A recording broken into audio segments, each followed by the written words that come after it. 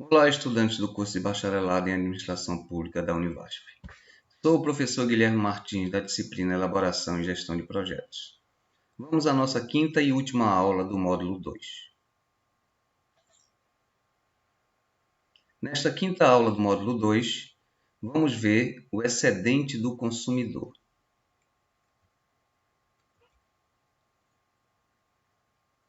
Então, o que é o excedente do consumidor? Então, o excedente do consumidor é uma medida, de bem-estar que é utilizada para medir eficiência no mercado. Legal? Então, em avaliação social, é preciso que você tenha alguma mensuração, do efeito de um projeto. Legal? Então, enquanto no setor privado se utiliza o conceito de lucro, no setor público se utiliza o conceito de excedente do consumidor. Ou seja, é quanto o consumidor vai ter de benefício com aquele projeto, que vai ser representado por esse excedente. Tá? Esse excedente do consumidor ele é composto por agentes econômicos afetados pelo projeto e os efeitos não mercantis ou intangíveis que esse projeto gera. Legal? Então, quando você quer medir a eficiência técnica do mercado, então você leva em consideração as decisões de produção que geram a produção máxima com certo estoque de recursos. Não é isso? Aí a gente vai ver, preservam-se os recursos naturais e minimiza-se a geração de resíduos, aumentando assim o aproveitamento do recurso. As forças de mercado podem atingir a eficiência técnica, desde que se prevaleça condições competitivas. Tá? Ou seja, uma empresa competitiva tem que minimizar custo. Por quê? Porque se ele elevar preços, isso vai cobrir todas as despesas agregadas pela ineficiência da produção. Legal? Então, o que é o excedente do consumidor? Para vocês terem uma ideia visual. Então, o excedente do consumidor é exatamente essa área aqui, ó, que fica acima da linha de preço no mercado. Tá entendendo? Então, esse é o excedente do consumidor. Tá entendendo? Ele é o benefício líquido para compradores estimados pelo excedente de benefício, que é equivalente à sua disposição a pagar. A disposição a pagar é aqui, é a demanda, do consumo sobre o preço de mercado. Então, por exemplo, vamos supor que você participa de um mercado que você está disposto a pagar bem mais do que o preço que você paga por aquele bem. Então, seu excedente é a diferença entre o que você paga e o que você está disposto a pagar. Então, se a gente somar o excedente de todos os consumidores daquele mercado, a gente vai ter a área desse triângulo. Legal? Então, é assim que se calcula o excedente do consumidor. Então, note aqui como eu calculei o excedente do consumidor desse mercado. Então, eu peguei o preço aqui 2,50, diminuí do preço que esse consumidor estava disposto a pagar. Não é isso? 11,50. E aí multipliquei pela quantidade que é negociada no mercado. Tá? Como eu sei que aqui é só o triângulo, ou seja, eu tenho aqui só a metade de um quadrado, o que foi que eu fiz? Eu peguei, dividi por 2, não é isso? Por isso que eu dividi por 2, Dividi por 2 porque o quadrado seria a base pela altura, Entretanto, como eu só estou pegando a metade desse quadrado, então eu divido por 2. Logo, o excedente do consumidor deu 4.050. Então, esse excedente é o benefício líquido a adquirir a primeira garrafa de água equivalente a 8,99, Aqui, legal? Isso considerando, um bem como a água, legal?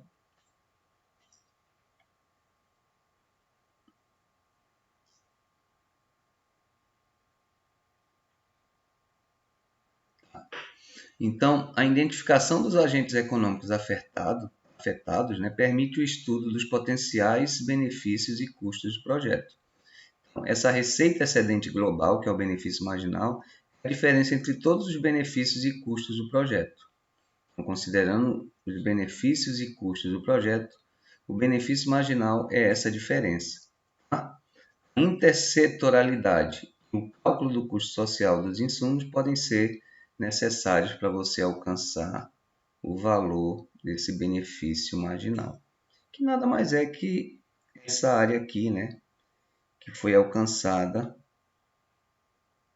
a partir do projeto. Legal?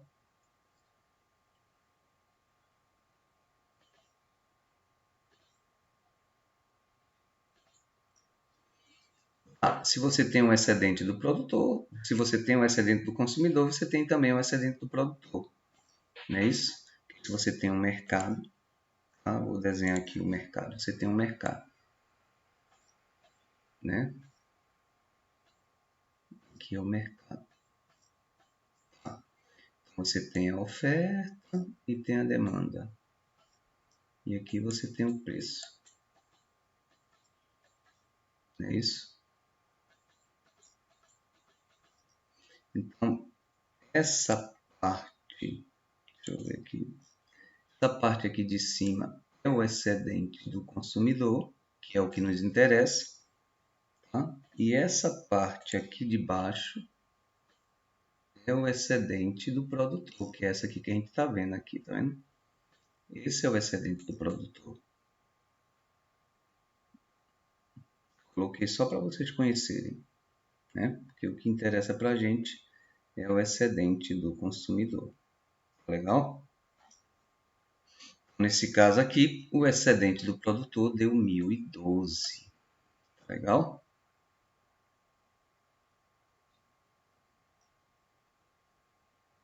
Então, como é que a gente dimensiona mudanças no bem-estar? Então, o bem-estar da sociedade é a soma desses dois excedentes, não é isso?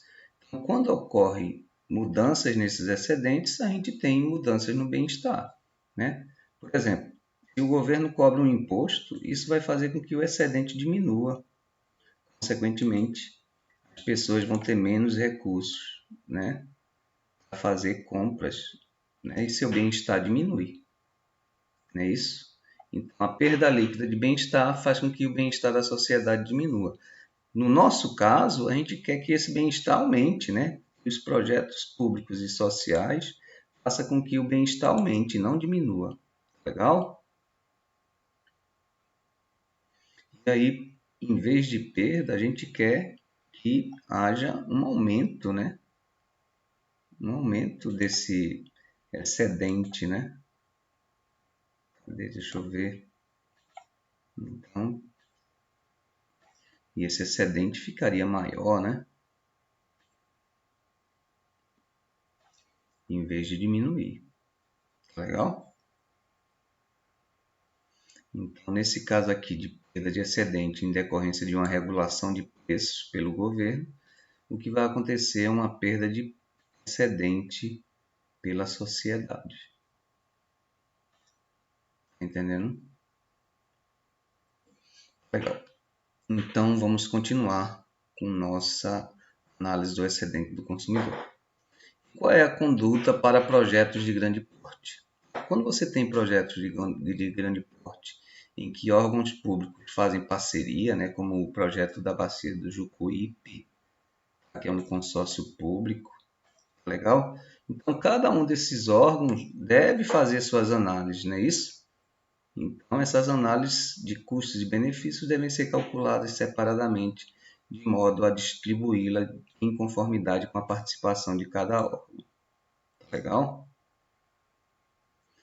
A gente sabe que calcular os preços sociais é difícil, entretanto, não é impossível, não é isso? Legal? E a dificuldade é decorrente principalmente, né, dos diferentes fatores e tipos de insumo que são utilizados, não é isso? Ainda que haja divergência entre os analistas no entendimento sobre o conceito de preço social, né, não se pode resistir à metodologia, né? Legal? Não se pode resistir. né? Isso não se pode resistir ao cálculo, né? Tem que se calcular, tá? Porque se você termina resistindo, termina surgindo ideologias, né? Não, não presta para calcular os custos sociais, vamos apenas pensar nos benefícios, tá? Então, uma questão interessante, né? Aconteceu no Brasil na década de 70, por exemplo, quando o governo, né, adotou um monte de leis e regulamentos, tá, para proteger a indústria, né? Qual foi a consequência? A consequência foi que o mercado brasileiro ficou para trás, né? Ou seja, em pleno anos 1990, você tinha carroças, né? Você tinha carros velhos andando pelo país, né? Você tinha computador que era muito ruim em relação aos existentes no mundo, né? Ou seja, o Brasil ficou em descompasso com o mundo desenvolvido, né?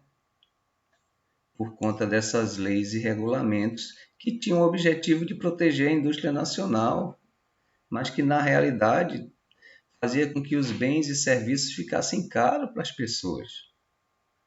Imagina aí, enquanto todo mundo no mundo, né, tinha TV a cores, a gente só tinha TV preto e branco, né? Então isso é muito ruim.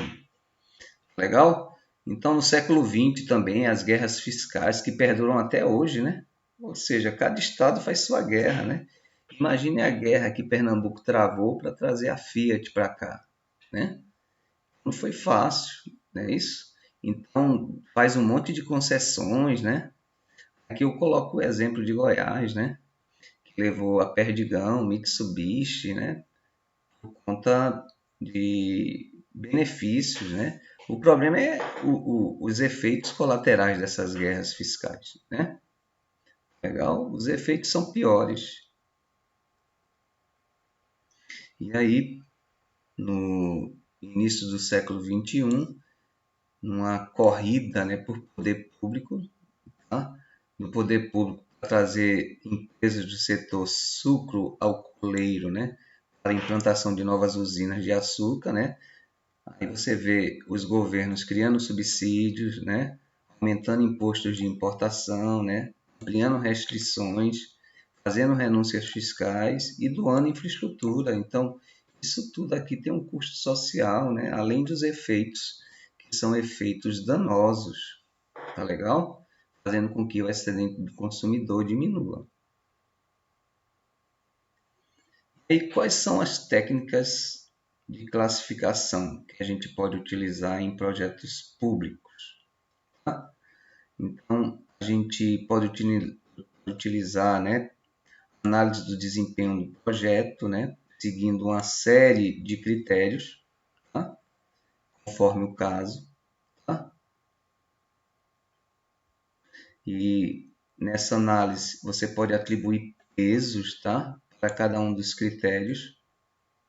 Aí você vê o desempenho global de cada uma das alternativas que está sendo avaliada. Legal? Mas qual é o problema? Assim como toda análise baseada em critérios qualitativos, é a subjetividade, não é isso? Legal? Além disso, a dificuldade de comunicar o desempenho relativo das alternativas aos decisores também é outra dificuldade. Então, subjetividade e dificuldade de comunicação são os principais problemas na hora que você utiliza uma das técnicas para classificar os projetos. Ou seja, você tem 3 projetos, vamos supor, né? A, B e C. E aí você vai utilizar uma técnica de desempenho para dizer qual é o melhor, né? Qual é o melhor? O A, o B, o C, né? E aí você atribui pesos, né, para cada um desse critério que você vai utilizar, né? Vamos supor critério 1, critério 2, critério 3, tá?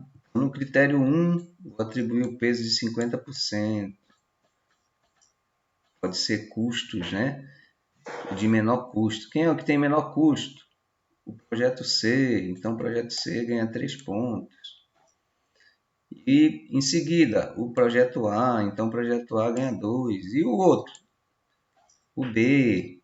Ah, Qual é que vai trazer maior benefício? Vou dar 30% para o que vai trazer maior benefício. 30%, 40%. Tá.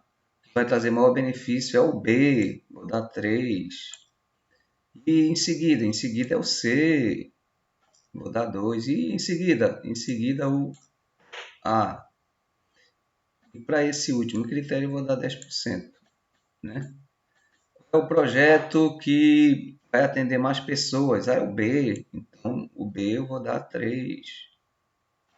Tá entendendo? Em seguida é o A. E em seguida é o C. Tá? Então, aí, a partir desses valores que você deu e desses pesos, você vai calcular e ver qual é o melhor. O problema que está inerente a isso aqui é exatamente isso, né? A subjetividade e a dificuldade de você comunicar como é que você chegou a esses resultados. Tudo bem, chegamos ao final da nossa aula, tá? E aí eu peço que vocês façam, né, no nosso projeto de estudo de caso, o projeto RAIN, tá? O uso do excedente do consumidor como uma forma de planejamento, tá? Tá legal? Para o projeto RAIN, tudo bem? Você pode utilizar os exemplos que eu utilizei na sala de aula, tá? E aí, como questão de fixação, eu faço algumas perguntas aqui para você. O que é excedente do consumidor?